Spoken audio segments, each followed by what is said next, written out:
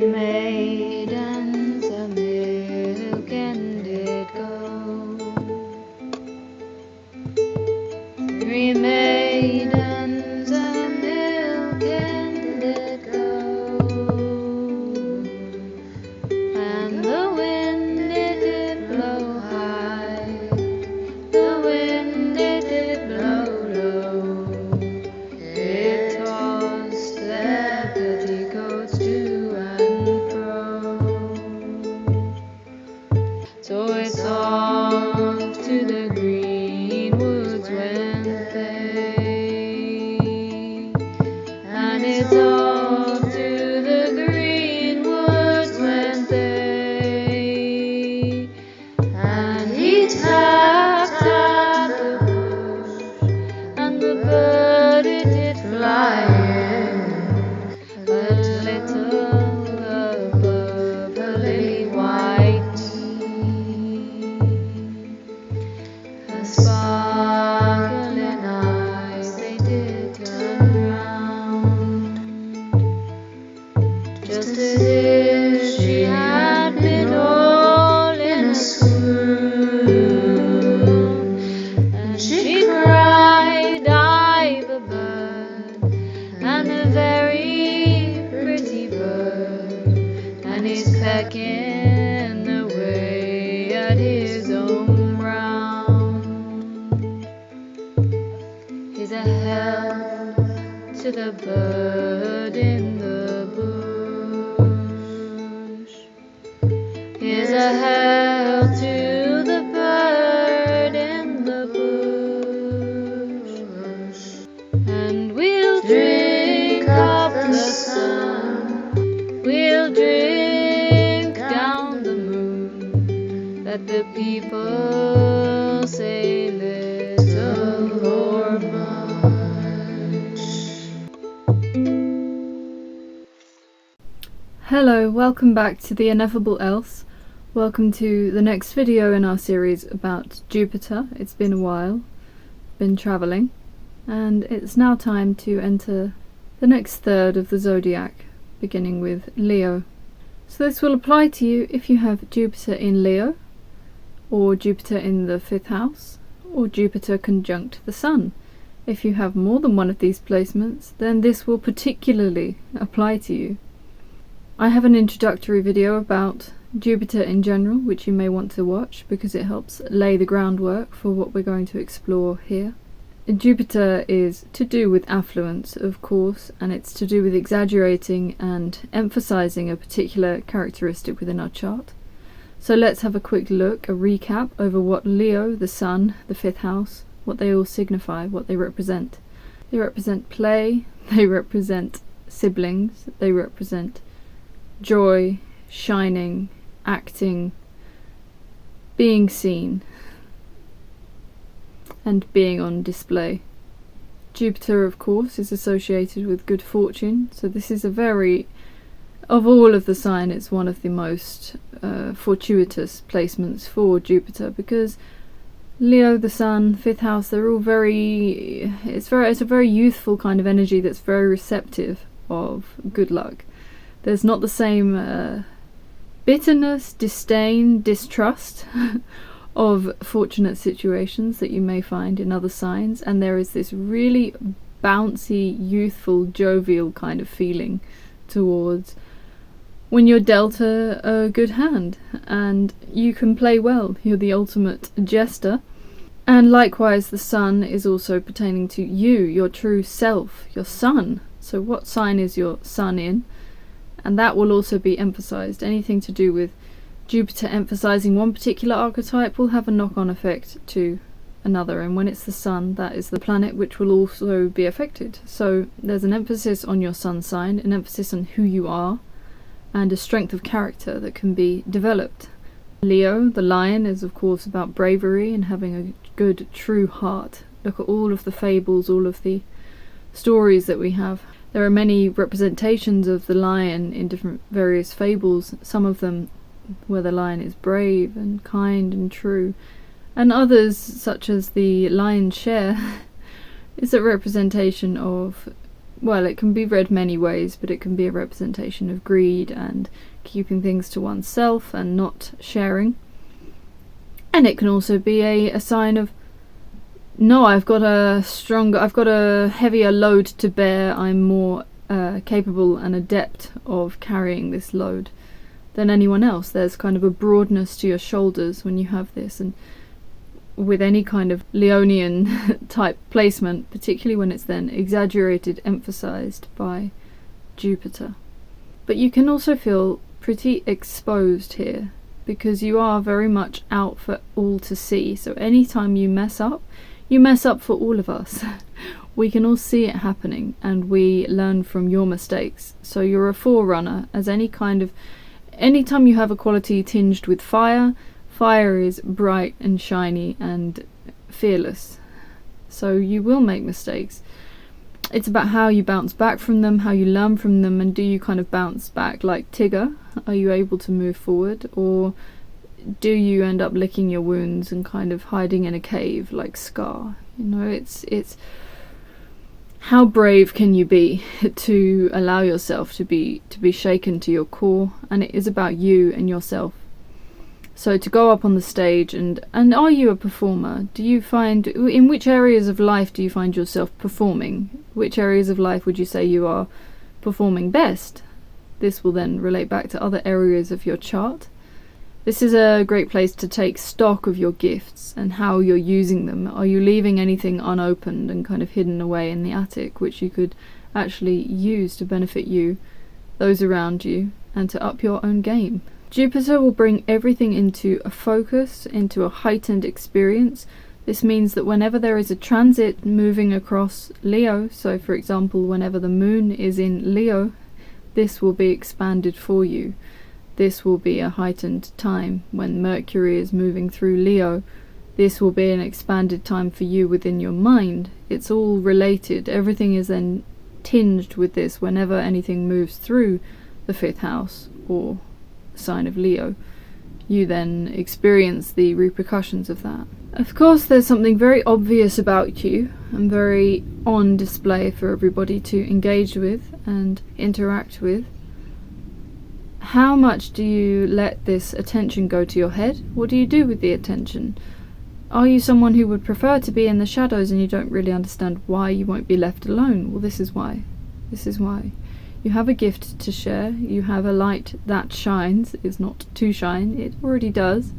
Just get out of your own way. Get out of your own way and allow yourself to shine.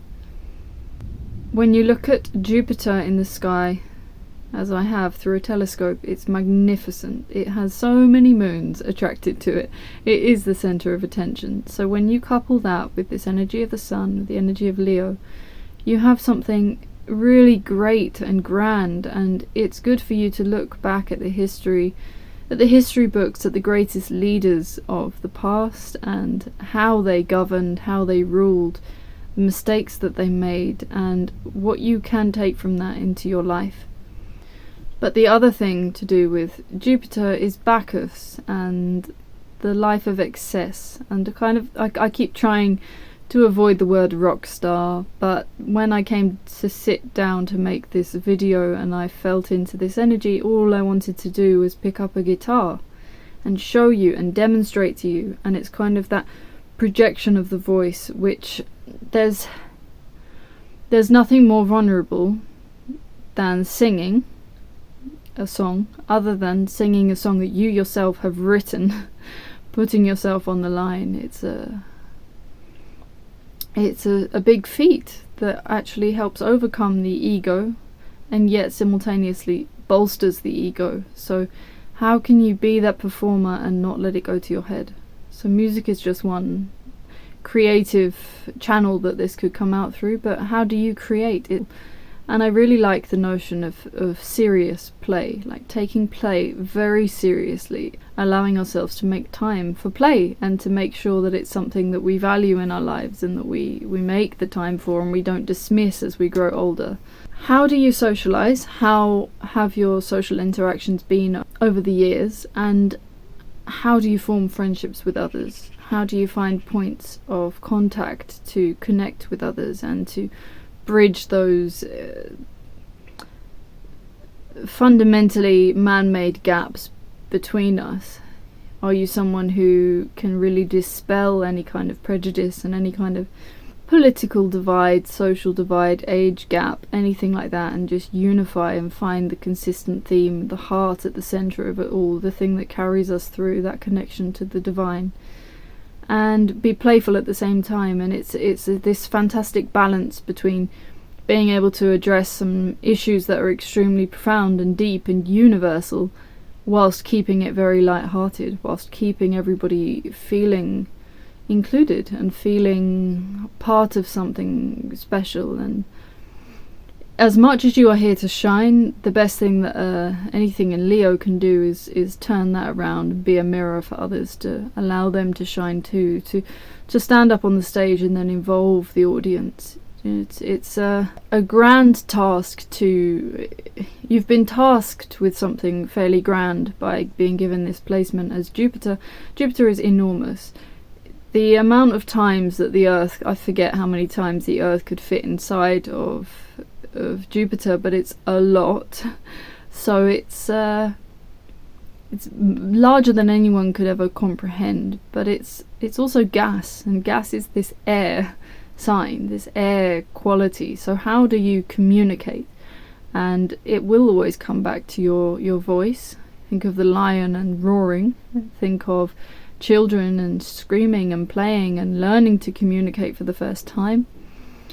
And there's a lot to be learnt from the childhood experience, the childlike, not childish, way of communicating. How do we interact with someone when we meet them for the first time as a child? Normally we bring them in immediately. Play with me, you're here. Wow, that's fantastic. I love to have you in my gang. And guess what? The gang is not limited. Everyone can join. And it only gets better with more people, more contributions, more ideas for the games, and more ways to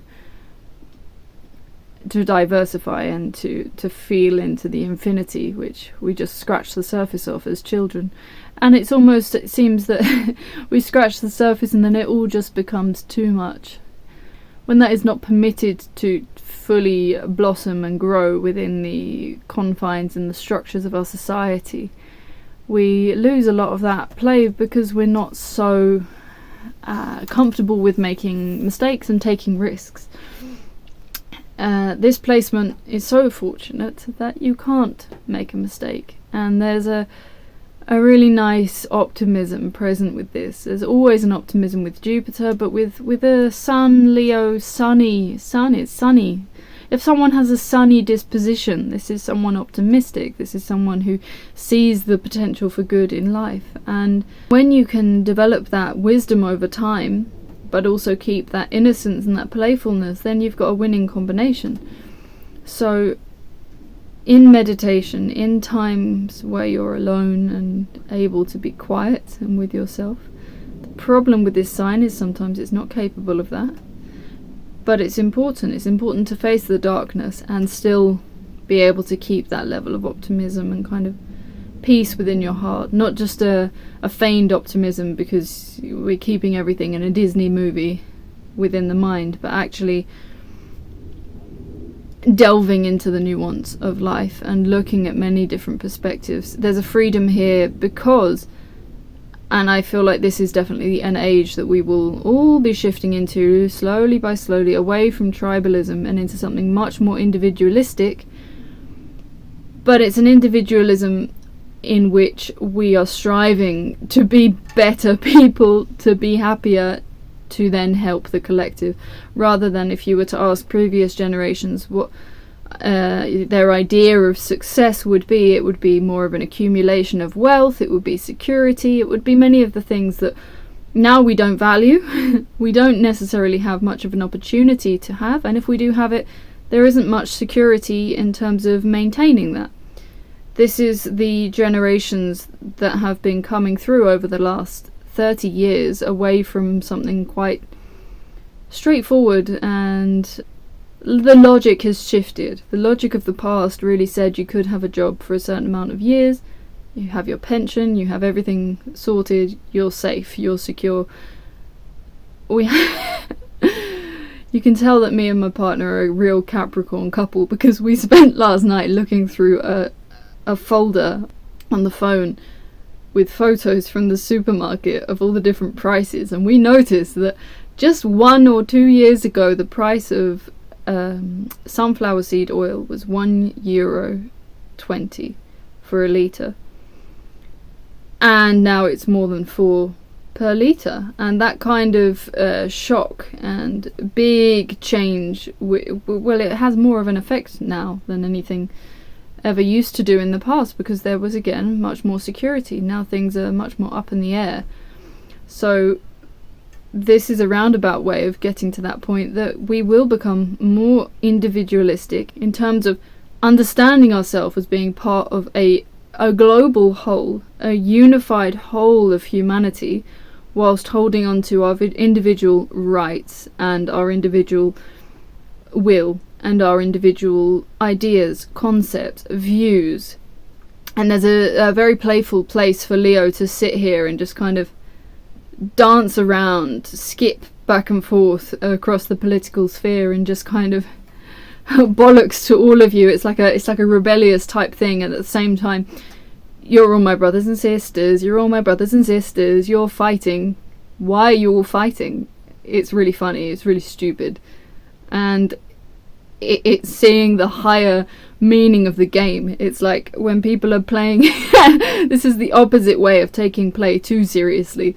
When people take the game so seriously that they can't lose, or they can't let go of a specific idea of what the rules should be.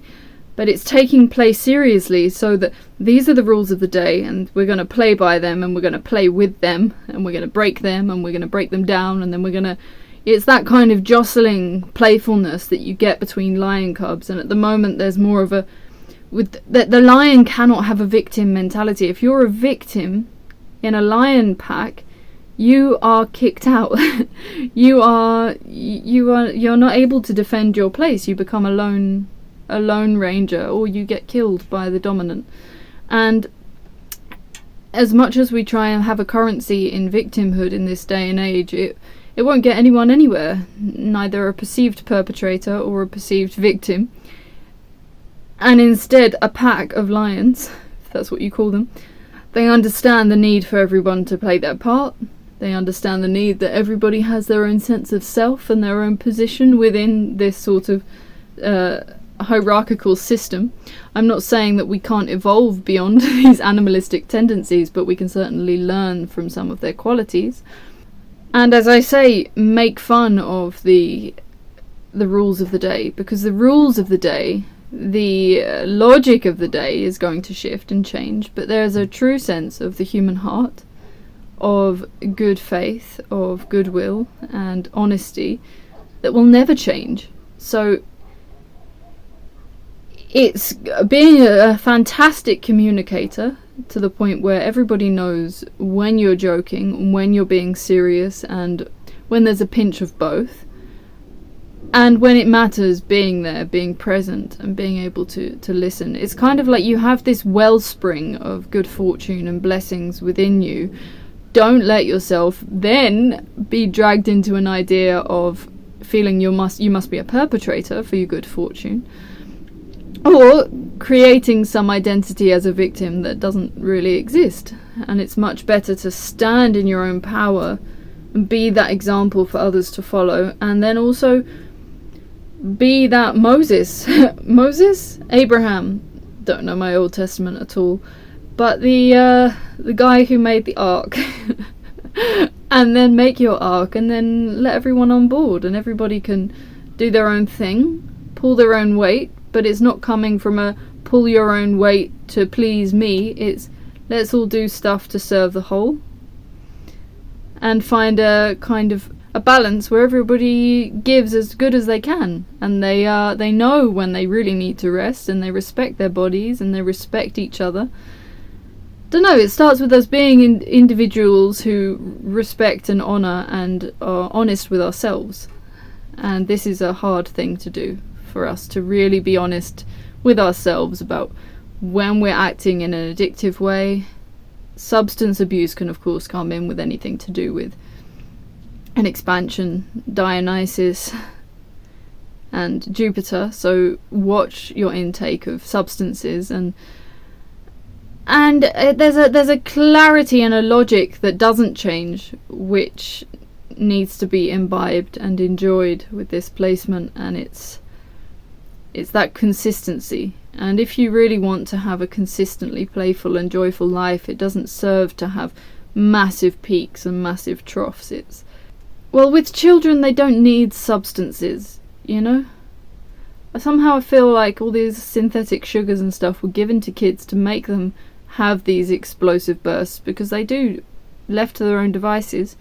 And I've met several children who've never had artificial sugar, and they just have a consistent buzz, you know? And when they need to sleep, they sleep. When they need to eat, they eat. And it's very consistent with the rhythms of life that we could all learn to follow. And it's very consistent with the rhythms of life that you would find within the animal kingdom.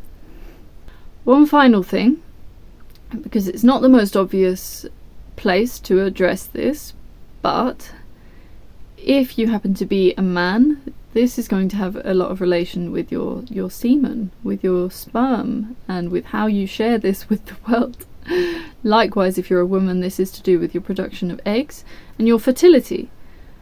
This has been the domain of Scorpio for too long. After being in the domain of Scorpio, in the natural place of sexuality, and therefore a denied and shunned part of humanity, it has then moved into a commodified area of life, commodification, which is again not befitting to what sexuality is. And it could move into an area of play where we really know ourselves, know what we want, and have some joy here, and we stop taking it as seriously as we do. Again, it's dropping the notion of seriousness in favour of having serious fun. Serious fun meaning a joyful expression and feeling in the body. And the fun in that sense, but the seriousness in taking the fact that your body is a temple seriously, that you only have the one, and that you can still play and have fun without sharing your body with the whole world. You know, it's something personal to you, really. You may share it with a few other people, but, you know, be really selective. And then you can really play there. There's much more room for play and less room for vampire-esque power dynamics. And this is always a trap with Leo. And instead of it being a power dynamic which is extremely serious and brutalistic and warring, it can be a power dynamic of absolute play, like pinning each other down, letting each other go, and it's just a fun way to play with our energy. So I will leave you with this, and to tell you that I'm really, really grateful that you're here and that you have this. And if you've not engaged with this part of your chart before, absolutely do. It's your most fortunate quality that you have within your chart, and you're blessed to have it. So enjoy and make art, make music, make love, and do it all with total joy and with respect for yourself and for the other. Wider perspectives, as always with Jupiter. Go up, see wider views, see things from a wider perspective, and then you will be the great leader that is inherent within any kind of Leonian. The Sun King. Wow, look at the Sun King. Louis the 14th, I think. And just see how he reigned. You know, everything with a pinch of salt. But yeah, there's things to be learnt all around. There are lessons for you everywhere. Don't ever shut down, don't ever stop your curiosity. That's a key word for this. So, please contact me if you would like to have a reading of your full birth chart, as this is only one part of it. You can find out more information at our website ineffableelse.com, and subscribe. If you've watched it to this point, you may as well subscribe to the channel and like the video. I will see you in the next one. Take care.